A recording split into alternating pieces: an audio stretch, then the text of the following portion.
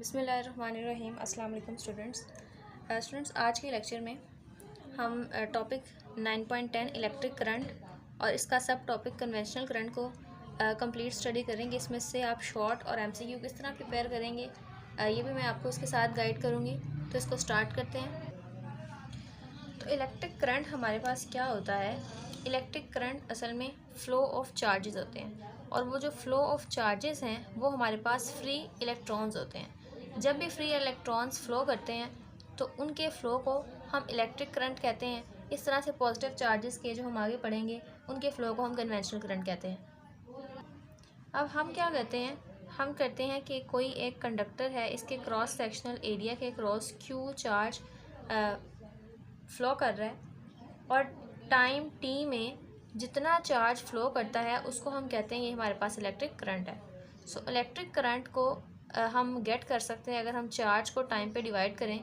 If a net charge Q passes through any cross section, ये conductor है, इसका एक क्रॉस सेक्शन है, इन टाइम टी, और कितने टाइम में पास होता है? टी में।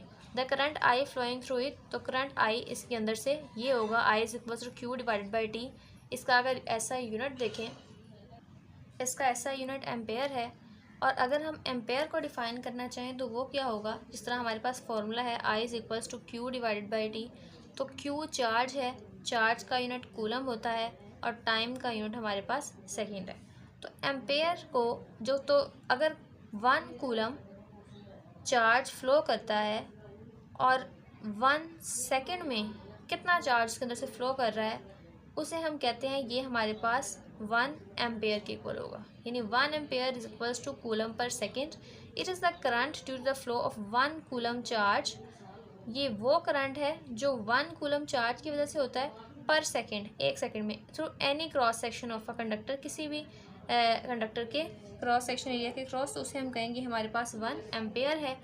इसका एमसीक्यू अब इसमें से कौन सा पिक किया जा सकता है, और वो ये है कि चार्ज करियर्स हमारे पास फ्री इलेक्ट्रॉन्स होते हैं, और फ्री इलेक्ट्रॉन्स किस केस में होते हैं? अगर हम इलेक्ट्रिक करंट की बात करते हैं।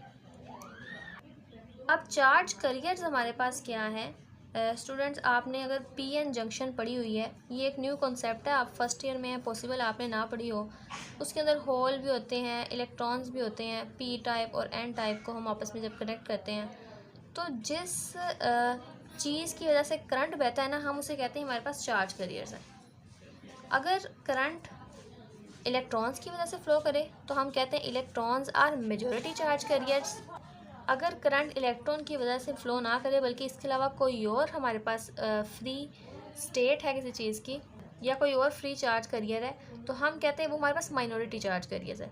तो करंट चार्ज करियर्स असल में होते क्या हैं? दीज आर दी रीज़न जिसकी वजह से करंट फ़्लो करता है, और इलेक्ट्रिक करंट के केस में हमारे पास चार्ज करियर्स फ्री इलेक्ट्रॉन्स होते हैं। हम सपोज करते हैं कि हमारे पास ये कोई कंडक्टर है, और हम इस कंडक्टर को एक बैटरी के साथ कनेक्ट करते हैं।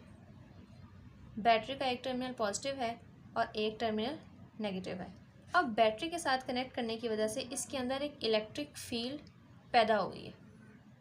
सपोज करें कि अगर आपके पास इलेक्ट्रिक फील्ड की डायरेक्शन इधर को है, तो आपके पास एक ऑपोजिट फोर्स होगी जो फ्री इलेक्ट्रॉन्स एक्सपीरियंस करेंगे, और वो इलेक्ट्रॉन्स इसके अंदर प्रेजेंट है, वो हमारे पास उसकी डायरेक्शन होगी माइनस ई। यानी ई के बिल्कुल ऑपोजिट डायरेक्शन में एक और ऑपोजिट फील्ड है जो हम कंसिडर करेंगे, और वो हमारे पास है माइनस ई। और फ्री इलेक्ट्रॉन्स एटम्स के साथ बम्प करेंगे तो ये स्ट्रेट लाइन में एक्सेलरेट नहीं होंगे, बल्कि ये जो इलेक्ट्रॉन्स हैं ये आपस में भी कोलाइड करेंगे, इसकी वॉल्स के साथ भी कोलाइड करेंगे, और ये सारा प्रोसेस जब हो रहा होगा तो ये एनर्जी भी ट्रांसफ़र करेंगे, एक दूसरे को भी करेंगे, दीवारों के साथ भी करेंगे। अब ये कोलिजन का जो ओवरऑल इफ़ेक्ट है एक्सेलरेटेड इलेक्ट्रॉन का, जो इस कंडक्टर के अंदर या लेटिस के अंदर हो रहा है, इनकी वजह से इनकी एक एवरेज वेलोसिटी होगी। अब एवरेज वेलोसिटी क्या होती है? फॉर एग्जांपल इस इलेक्ट्रॉन की वेलोसिटी ज़्यादा है, इसकी कम है, इसकी ज़्यादा है, इसकी इंटरमीडिएट है। तो एवरेज वेलोसिटी वो वेलोसिटी होती है जो मैक्सिमम इलेक्ट्रॉन्स की होती है। तो जो इसकी एवरेज वेलोसिटी होगी उस केस में इलेक्ट्रिक फील्ड को देने के बाद, उस वेलोसिटी को हम कहते हैं ये हमारे पास ड्रिफ्ट वेलोसिटी है।